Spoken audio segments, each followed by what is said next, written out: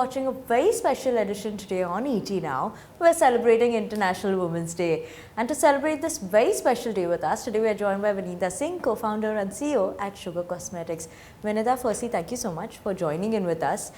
And we talk about how many strides women have already come through the times that we were talking about before, a lot of gender inequality. But today we're moving towards the better times. Yeah. Still, not that many women in the workforce. Still, the numbers are not showing that. What's your thought on that, and where do we see that moving now? Yeah. Hi Vinny, firstly, thank you so much for taking up this cause, and I'm happy to be doing an interview with an almost namesake. Yes. So, Vinny meets Vinny, Vinny calling Vinny. Absolutely, love that.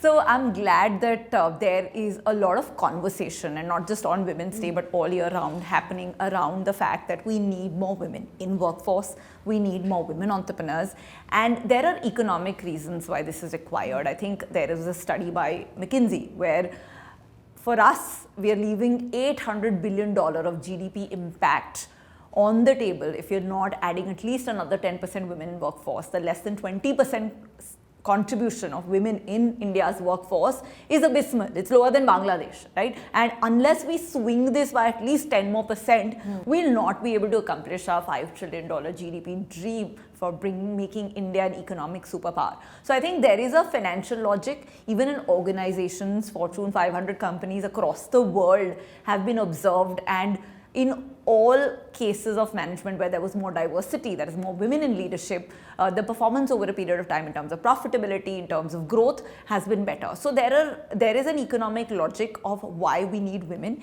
in politics, in business, in entrepreneurship. In entrepreneurship, of course, if you look at Sugar, 70% of our workforce is women. So when women start companies, they hire more women. And then those women become entrepreneurs and they start companies. So it starts this magical flywheel of women empowerment, and which India really needs at this time. So I think first, let's establish that this is not a social cause. This is a cause which has economic value. This is a cause that businesses' fate depends on. Right? Now coming to what we've seen in the last 10 to 15 years, I'm grateful that just the fact that we're having these conversations and companies are reporting numbers and SEBI has instructed boards to have at least one woman director. I think all of these are great signs, but the numbers have still not moved as much as they should have. Like if you look at, say, literacy and participation college, there, we're seeing almost equality happen. But when you look at workforce, while at the entry-level jobs, it's about 30-35% women, at senior management levels, it's still 5 to 8%. Even when you look at entrepreneurship, while there are about 20 to 25% companies that have been started by women, less than 2% of the funding goes to women-led companies. So I think there are a lot of gaps in terms of where women are getting access to resources and ability to scale in their careers. I think in organizations, we talk a lot about the 25 to 40 years graveyard, where a lot of women get dropped off from their careers. So I think now all of this is important for us to work on, because in the long run, India will not become an inclusive, equal and an economic superpower without this contribution for women. And I think for that, organizations are making a lot of change. But I think socially, the one big change we need is enough support from men at home. Yeah. Because a lion's share of the work at home is still being done by women, 6 times more work. And unless, all of us have just 24 hours in a day, and if we are not going to get support from our families, from our spouses in really helping with raising children, in really helping with running the household, then we'll not be able to put in those 8 to 10 hours in working, in doing work that is really meaningful and has an impact on the organization so that we succeed. So I think that part of it is, in my opinion, the biggest shift that we need in the next 10 years for these numbers to meaningfully change at all levels and not just at the end level. But couple of points that I've picked up from your answer. One, in terms of resource, which you said that still is not there enough for women, right? Yeah. Or 2% almost is what they're getting in terms of funding. How would one change that? What is required for us to actually start seeing that funding coming in? Because I think, maybe people don't understand what was the difficulty you faced when you started a company? Yeah, yeah. Today also, maybe if you're still not getting the funding, people are not understanding what a woman wants to bring out in her business. Yeah, yeah. How does that work? Yeah, so when I was trying to raise capital, there were various things that were told to me. And of course, this is 10 years old, because in the last 3 to 4 years, because of how well Sugar's done, we found it much easier to raise capital. So what I'm talking about is, of course, 10 years old, it was an older India. But at that time, it was very categorically told to me that we've had a couple of cases where we invested in women-led companies, and the founder decided to have a family and didn't focus on business, so we've stopped raising. And I remember at that time asking them that how can we make a decision on an entire gender based on a sample set of 1, right? And we went through maybe 100 VC rejections before first getting our first check from an investor, because we had a triple whammy. One was, there was it was hard for women founders to raise money. Second was, it was very hard for couples to raise money, and my husband and I were, venture capital firms had a mandate that they wouldn't invest in couple founders because of the relationship risk. And the third part was that businesses that served women as consumers, we were making lipsticks that lasted long, and for venture capitalists where 99% decision makers were men, it seemed like an unrelatable problem. I always joke about it. If you start a healthy nutrition bar, you'll have like a queue of VCs wanting to put in money because they found it so personally relatable. But you start a lipstick brand which gives you 10 hours of wear time, they're going to be like, do we really need this? Yeah, I need to tell me how many times if I have to apply it twice in this interview, then it's like, you need that. That's the necessity. Absolutely. And a lot of this decision making of where to invest money is intuitive. I mean, that's what I also do when I invest in startups, right? So so I think the one way to change it is that people in decision making positions have to be more diverse, and we need more investors who are women. Because if you have only men, 99% men in decision making positions, they will not find it intuitive to invest in businesses that even serve women as consumers. And I think that is one direction. And the other, I feel, which the government is doing through the Startup India mission, is having these funds that have mandates around giving more capital to women. And I think some of this stuff, where you start with a little bit of focus in specifically giving money to women founders, will lead to a lot of women ending up becoming these role models. Like when Falguni Nayyar takes her company public, it is the first time that other women founders start believing they can take their company public. It is the first time that male investors start thinking that, she's a woman, she's done it. So let me remove my bias of the cases where it didn't succeed and think about her as the role model and invest in more women, right? So I think just having certain specific kind of initiatives, even by the government as a part of the Startup India mission, is going to go a long way in starting that flywheel of a few women succeeding and then inspiring more women, and then more women ending up getting capital. Absolutely. Your story itself is also very inspiring to a lot of women. And one thing that I want to ask is, was there a fear when you had, because you were talking about how before Sugar came, before it became a success, you did have a failure. Yeah. What was that one fear that you have that you feel like, oh my God, that stopped me a bit, and I wish I had not gotten that, then I would have done and succeeded much faster? Yeah. No, so I think in my first few years, I would say I almost for about 12 years in my entrepreneurial journey just failed back to back. And through those series of failure, which are part of every entrepreneur's life, I started having a lot of self-doubt, and I started thinking that maybe I will never be able to create a large business, because all the books that I had read of founders who had created large businesses were very different from me. They were a different personality type from me. And I just felt that it might be something which entrepreneurship is something like, which women are not that good at. And it took me many, many years of actually watching, observing, changing some of my behaviors, putting myself more out there, being more ambitious, bolder, confident in my presentations to venture capitalists. and then accepting some of the other things like my vulnerability, like my ability to be honest and transparent rather than very salesy when I'm recruiting people. I figured that there is no one type, there is no entrepreneurship can be born in all cities, from all genders, from all types of leadership. And my leadership style, or say Steve Jobs' leadership style, may be very different, but we can both win and we can both create large businesses. And that meant that I had to accept the things which were special about me, which is vulnerability, which is authenticity, which is transparency, and then bring in some of the things which were holding me back, which is ambition, courage, and just standing up for myself more.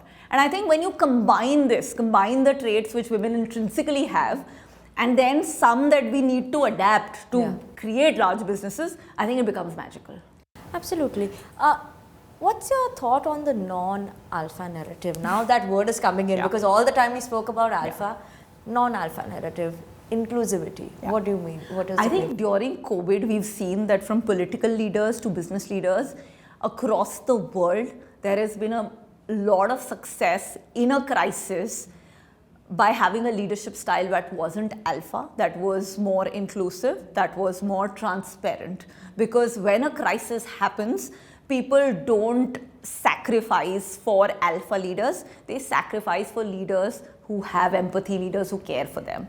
And I feel that till 10 years ago, it just seemed like one leadership style of an alpha, ambitious, assertive alpha leader who would build large companies. But in the last 10 years across the world, there have been enough stories, especially of women, of a leadership style which could be ambitious, but at the same time, more honest, more transparent, more vulnerable, more empathetic. And I feel that and there is a book called Good to Great where they've observed, again, very similar companies over a 50 years period. And they realize that it is only when you combine ambition with humility that you have a company that can last for a century. And pure ambition without that humility is not good enough. And I feel that is an important message for women because, we have that humility, we have that empathy. And once we decide to be more ambitious, and it's not that women are not, when I've done polls in the office internally, in a blind poll, women will come and say that they want to become CEOs, they want to become founders, they want to become CXOs. But because our conditioning is such, we can't openly say it because we get just judged. To stand up for ourselves kind of a thing. And women are scared of being judged, right? Because when you're 15 years old, you start focusing on being liked by the other gender. And one of the most important things to be liked is to not be a show-off, right? So that's when women start cutting their ambition. And by the time they're 25, they have rewired their entire thinking to cut out ambition and that show off and be more likable. But likability takes you nowhere. And I think the moment I realized that women are intrinsically ambitious, it's just the social conditioning which can be undone. I feel that women can create the best leaders in the world because they already have the humility, the empathy. Once you add ambition to it, it becomes unstoppable.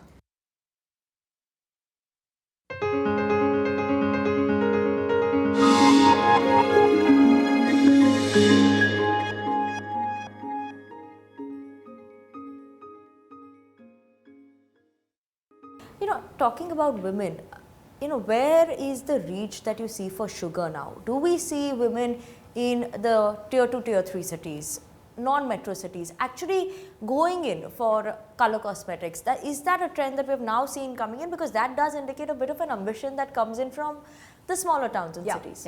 So we've, in the last 3 to 4 years, because e-commerce has made it very democratic that women sitting in Chhattisgarh and a Guwahati and a Siliguri have access to all the products that women sitting in metros have, and we're able to reach 19,000 pin codes. There's a dramatic shift, and almost 60% of our consumption is actually happening outside of metros now.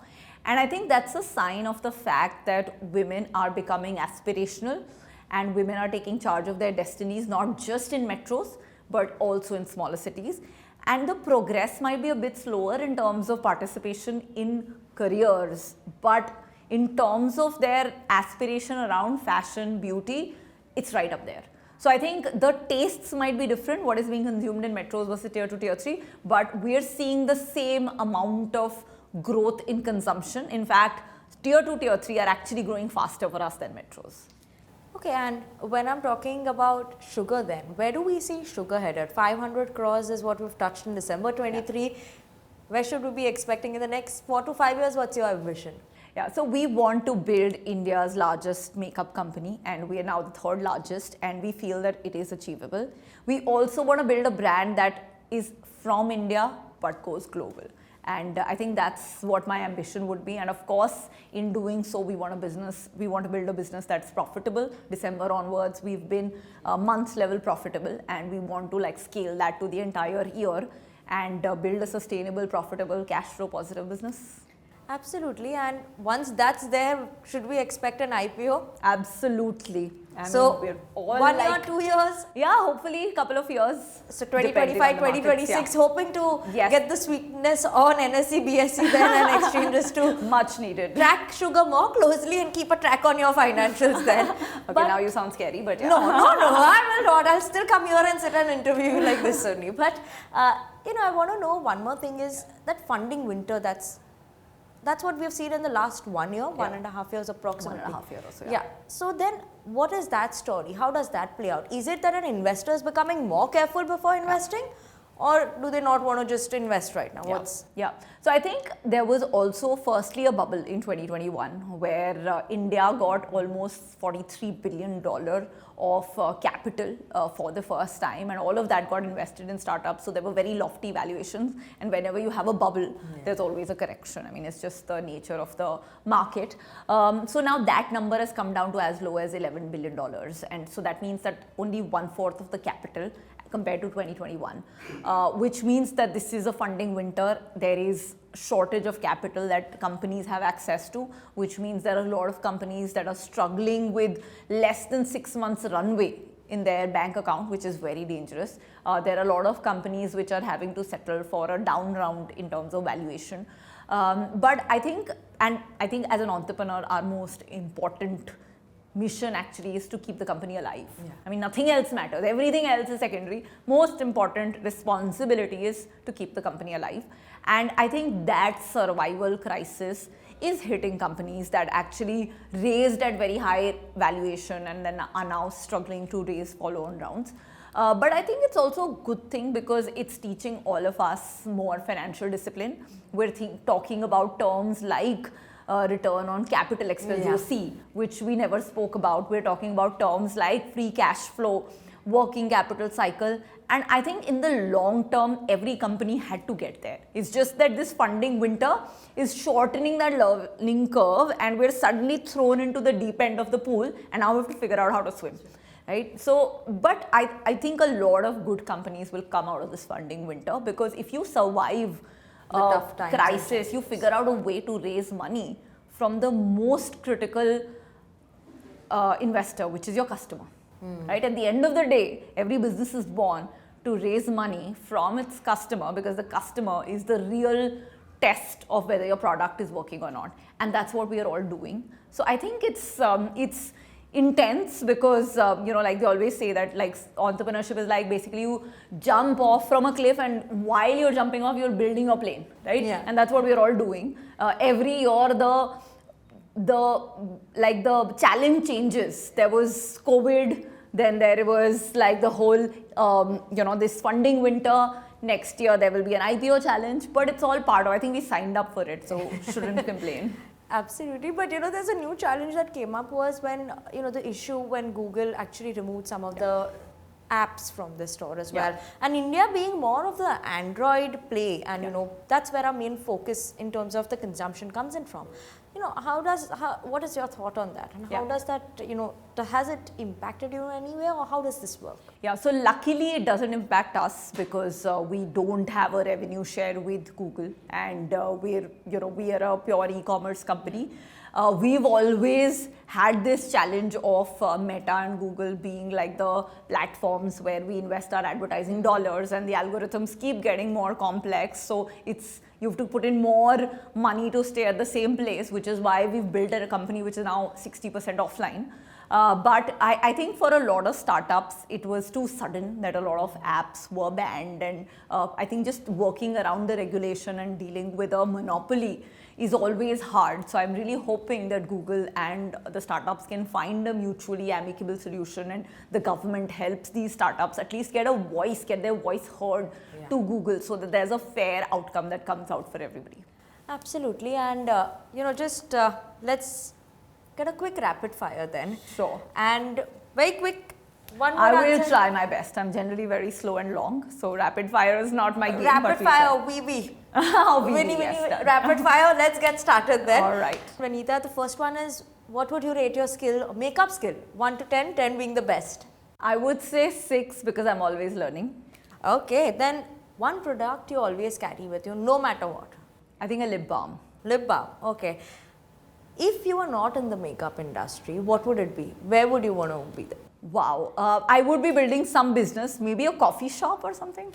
Okay, so coffee with Vineeta is the next thing that we should watch out for. Absolutely, I'll invite you. You'll be my first guest. Absolutely, please do. But, okay, money and fame, what would you pick? Wow, that's tough. Because Shark Tank has really got me more fame before all the money. So, and they're both quite addictive. But I would, any day pick a third axis, which is doing something I love doing, more than both money and fame. So, money and fame are probably at the same level for me.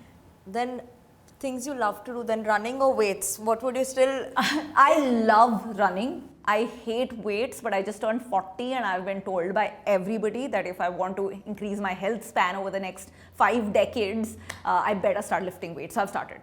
Okay, so now weights also, we'll see you posting more on weights also then. I have to get much better at it before I start posting, because you know how social media is, right? Absolutely. But one life mantra?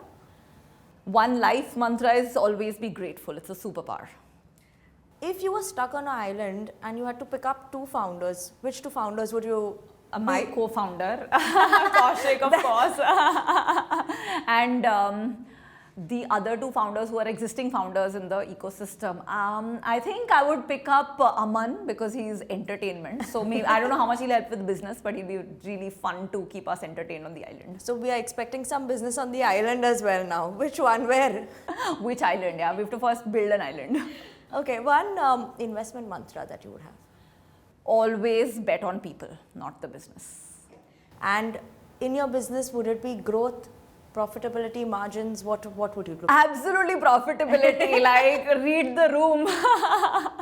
Absolutely, Vineeta. Thank you so much for joining us. Thank you, Vineeta. It's this was a pleasure. Super fun. Yeah. Same here. Thank you so much, Vineeta. Bye.